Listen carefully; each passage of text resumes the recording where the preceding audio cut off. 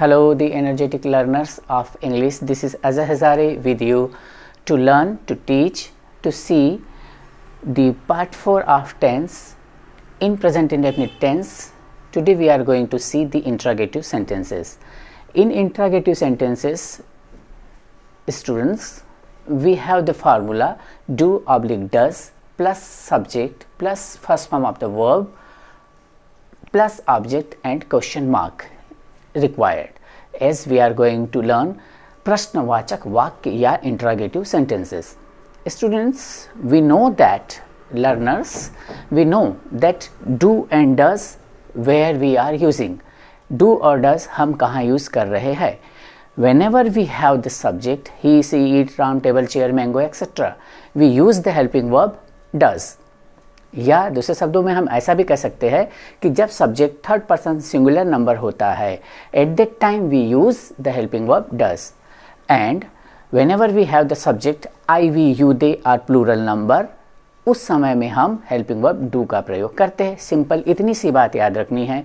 और interrogative sentences में बच्चों डू या डज सामने हो जाता है और बाकी सारी चीज़ें जो कि त्यों हम पढ़ते आ रहे थे वैसे का वैसा ही होता है. बहुत भारी डिफ़िकल्टी इसमें भी कुछ नहीं है. जैसा कि मैंने बताया था, प्रेजेंट इंडेफिनिट टेंस सीख लीजिए, बाकी धीरे धीरे इतने आसान हो जाएंगे बच्चों, इतने आसान हो जाएंगे टेंसेस कि आपको यूँ लगेगा कि अब तो गप है, अब कुछ भी सीखने का नहीं है टेंस में. आफ्टर दैट प्रेजेंट और पास्ट के बाद हम सिर्फ फार्मूले लिखते चले जाएंगे और उसके बाद उसको सीखने की आवश्यकता नहीं रह जाती है बहुत ज़्यादा. फिलहाल आपके पास सेंटेंस है जो भी है पहले से ही लिख रखा है बच्चों. As I told in the पहले वाला वीडियो में बोला था कि यदि हैंडराइटिंग थोड़ी सी अच्छी रहे तो आपको थोड़ा सा अट्रैक्टिव बोर्ड लगता है और आप उस पढ़ने में मन लगता है, इसलिए मैंने पहले से ही एग्जाम्पल्स लिख दिए हैं. एग्जाम्पल हमारे पास है बच्चों, क्या राज केला खाता है. ये हमारे पास ता है, ते है, ती है, यानी कि सिंपल प्रेजेंट टेंस तो है.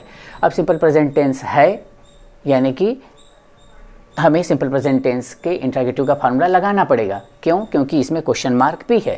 क्वेश्चन मार्क प्लस ता है, ते है, ती है, क्वेश्चन मार्क है यानी कि इंट्रोगेटिव है. और क्या से शुरू हो रहा है तो भी इंट्रोगेटिव है.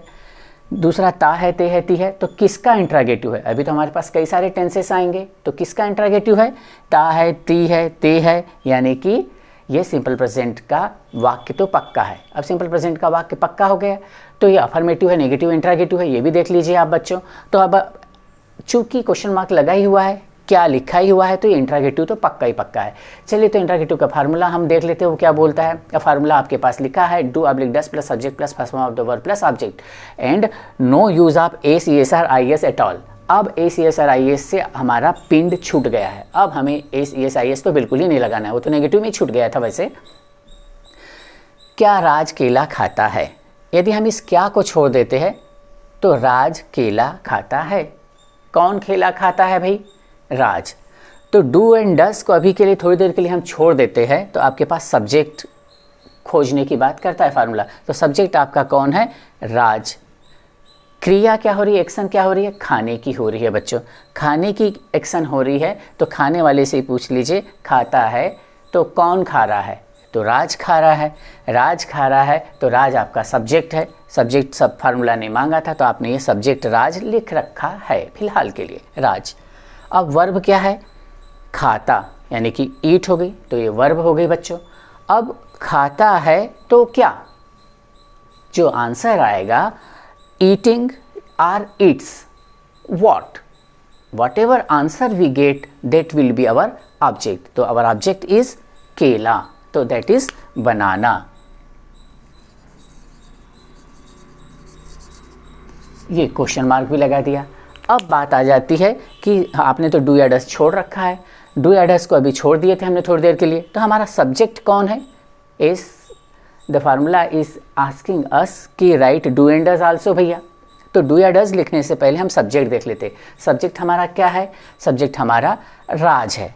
राज चूँकि सब्जेक्ट है तो ये मैं भी नहीं है, आप भी नहीं है, ये कोई और है.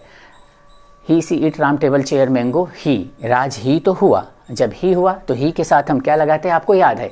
He, she, it, Ram table chair, third person singular number के साथ हम हेल्पिंग वर्ब या ऑक्सिलरी वर्ब डज लगाएंगे. ऑक्सिलरी वर्ब डज लगाएंगे तो ये लग गया डज. अब आपका सेंटेंस कंप्लीट हो गया। डज राज ईट बनाना, और आपके साथ यहाँ पर ए सी एस लगाने की आवश्यकता नहीं है, क्योंकि आपका फार्मूला ही बोलता है कि first form of the verb use करना है, तो first form of the verb use करना है।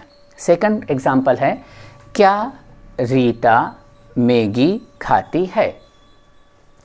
क्या को थोड़ी देर के लिए छोड़ दीजिए, ता है ते है ती है यानी कि सिंपल प्रेजेंट टेंस है, क्वेश्चन मार्क है, फिलहाल क्या को फिर लेते हैं, क्या भी है, ता है ते है ती भी है और क्वेश्चन मार्क भी है। दैट मीन्स ये इंट्रागेटिव है और सिंपल प्रेजेंट टेंस का है या प्रेजेंट इंडेफिनिट टेंस का है, और ये इंट्रागेटिव तो पक्का ही हो गया है। इंट्रागेटिव पक्का हो गया है, दैट मीन्स हमें ये फार्मूला यूज़ करना है। ये फार्मूला कहता है डू या डज यूज़ करो। हम थोड़ी देर के लिए डू या डज फिर छोड़ देते हैं, यहाँ पे डू या डज हमने यहाँ पर छोड़ रखा है। अब बोलता है सब्जेक्ट, तो सब्जेक्ट पता करने के लिए हम यही पूछेंगे कि वर्ब से पूछेंगे कि वर्ब क्या है, verb what is the verb here, and the verb is खाती है या खाता है। रीता क्या खाती है कौन, रीता, खाती है कौन, रीता। तो कौन जो बोला वो हमारा सब्जेक्ट हुआ, तो सब्जेक्ट हमारी रीता हो गई, सब्जेक्ट हमारी कौन हो गई, रीता। चलिए रीता आ गई। अब ये बोल रहा है कि first form of the verb लिखिए, तो आपके पास फिर खाती, दो बार वर्ब खाते खाते की होगी बच्चों, पर कोई बात नहीं। खाती है, तो खाती है वर्ब आप जानते हैं, अभी हमने लिखी थी ईट। अब खाती है सब्जेक्ट हो गया, वर्ब हो गया, बचा है आपके पास ऑब्जेक्ट। तो खाती है, eating what she is eating, तो that is Maggi. Rita Maggi खाती है, तो मैगी लीजिए साहब, ये मैगी हो गई और ये क्वेश्चन मार्क हो गया। अब आपका फार्मूला बोलता है अगेन डू या डज लिखो, तो रीता मैं भी नहीं है, तुम भी नहीं, ये कोई और ही है, ये कोई और ही है, तो वो शी भी है, और शी है तो आपकी फिर से हेल्पिंग वर्ब या ऑक्सिलरी वर्ब डू या डज में से कोई एक लगेगी और वो डज लगेगी। अब आपके पास एग्जाम्पल है बच्चों, क्या वे अंग्रेजी पढ़ते हैं। क्या है यानी कि इंट्रागेटिव है, क्वेश्चन वर्ड है, ठीक है। ता है ते है ती है यानी कि सिंपल प्रेजेंट टेंस है, क्वेश्चन मार्क है यानी कि क्वेश्चन मार्क है, यानी कि इंट्रागेटिव सेंटेंस तो पक्का है। इंट्रागेटिव सेंटेंस है सिंपल प्रेजेंट टेंस का, बार बार रिपीट इसलिए कर रहा हूँ बच्चों ये बातें, क्योंकि इंट्रागेटिव सेंटेंसेस कई टेंस के आएंगे, तब हमें वहाँ कौन सा फार्मूला लगाना है, ये वाला फार्मूला लगाना है कि अगले का लगाना है कि कौन सा लगाऊँ ना लगाऊँ। तो हम ये वाला फार्मूला इसलिए यूज़ कर रहे हैं क्योंकि हमारे पास तीन चीज़ें हैं, क्या लगा हुआ है, ता है ते है ती है और क्वेश्चन मार्क है। चलिए डू या डज के लिए एज यूजुअल हम वो स्पेस थोड़ी सी छोड़ देंगे, छोड़ दी स्पेस। अब आपके पास ये है सब्जेक्ट, तो सब्जेक्ट पता लगाने के लिए आओ वर्ब पर चलते हैं। वर्ब क्या है यहाँ पर, पढ़ते हैं, कौन, भाई कोई तो पढ़ते होंगे ना, पढ़ने की क्रिया किसी न किसी के द्वारा ही हो रही होगी, तो कौन, तो आपका आंसर आ रहा है वे पढ़ते हैं अंग्रेजी। तो वे बोला तो इंग्लिश में आपका ये दे हो गया। अब ये वर्ब की फर्स्ट फॉर्म है, तो first form of the verb क्या कह रही है यहाँ पे, पढ़ने की एक्शन हो रही है, what the action is going on, that is reading. तो हमारे लिए तो फिलहाल रीड ही है बच्चों, रीड आईएनजी लगाने की आवश्यकता नहीं है क्योंकि हम कंटिन्यूअस में देखेंगे वो, पर रीड हो गया और first form of the verb है, इसलिए ACSIS का कोई ज़रूरत नहीं है। अब आपके पास फार्मूले में ऑब्जेक्ट है, तो ऑब्जेक्ट आपके पास पढ़ते हैं, अगेन रीड, पढ़ते हैं क्या, तो आपका जो आंसर आएगा वो आ जाएगा इंग्लिश, और ये क्वेश्चन मार्क लगा देंगे आप, ये क्वेश्चन मार्क। अब आपका ये डू या डज क्या लगाना है, तो according to subject, whatever the subject is there according to that we shall use do or does। तो सब्जेक्ट क्या है आपका दे, और आपके पास लिखा हुआ है रूल, या आपके याद है आपको कि आई वी यू दे या प्लूरल नंबर के साथ हम डू हेल्पिंग वर्ब यूज़ करते। तो लीजिए बच्चों हमने डू हेल्पिंग वर्ब लगा दी यहाँ पर, तो आपका आंसर हो गया डू दे रीड इंग्लिश और क्वेश्चन मार्क, ये इंटरोगेटिव सेंटेंस हो गया आपका रेडी। अब बच्चों आपके पास लास्ट सेंटेंस है, क्या आपके मित्र बाजार जाते हैं, क्या आपके मित्र बाजार जाते हैं। ता है ते है ती है, क्वेश्चन मार्क है, क्या है, सिंपल प्रेजेंट का तो है। अब फार्मूला कह रहा है डू या डज लगाओ, फिर हम यहाँ पर स्पेस छोड़ देते हैं, लीजिए स्पेस छोड़ दी। अब सब्जेक्ट है, तो सब्जेक्ट हमारा आपके मित्र है, आपके मित्र, मैं भी नहीं है, आप भी नहीं है, आपके मित्र है। और जब आपके मित्र है तो वो कौन हो गया, वैसे थर्ड पर्सन पूछे जाने की ज़रूरत नहीं है, परंतु फिर भी वो थर्ड पर्सन तो है, आपके मित्र। आपके मित्र को हम बोलेंगे योर, आपके मित्र, योर फ्रेंड या योर फ्रेंड्स। आपका मित्र होता तो एक होता, आपके मित्र है तो ज़्यादा हो गए, योर फ्रेंड्स। योर फ्रेंड्स आपका सब्जेक्ट हो गया। अब ये सिंगुलर नंबर है कि प्लूरल नंबर है? आपका मित्र होता बच्चों तो एक होता, अब ये तो आपके मित्र है तो ये ज़्यादा हो गए, तो चूंकि प्लूरल नंबर है, बाद में बताएंगे डू या डज, ठीक है। फिलहाल सब्जेक्ट तो आपका मिल गया। अब वर्ब क्या है बच्चे? अभी वैसे जाने की हो रही है वर्ब, तो गो वर्ब हो गई आपकी। जाते हैं तो किधर जाते हैं, वो आपका ऑब्जेक्ट हो जाएगा, तो ये गो टू मार्केट हो गया बच्चों, और ये क्वेश्चन मार्क लग गया। अब चूंकि योर फ्रेंड्स प्लूरल नंबर है बच्चों, तो obviously dear learners I should say कि योर फ्रेंड्स चूंकि प्लूरल नंबर है, इसलिए हम यहाँ पर हेल्पिंग वर्ब डू का यूज़ करेंगे। ये डू हेल्पिंग वर्ब भी हो गई भाइयों बहनों। अब आपका ये सेंटेंस कंप्लीट हो गया, do your friends go to market.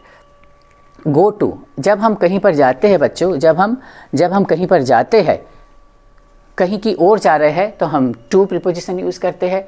कहीं से आ रहे होते हैं तो फ्रॉम यूज़ करते हैं। I am coming from Gangtok, I am coming from Sikkim, I am coming from Darjeeling, I am going to Darjeeling, I am going to Sikkim, like this. ये प्रीपोजिशन में हम प्रीपोजिशन पढ़ लेंगे बच्चों। फिलहाल के लिए मुझे ऐसा लग रहा है इतना पर्याप्त है। थोड़े दिन का गैप हो गया था टेंस के दिस वाले पार्ट के लिए, आगे भी हम पढ़ते रहेंगे। तब तक के अच्छे से पढ़िए, घर में रहिए, स्वस्थ रहिए। Bye bye.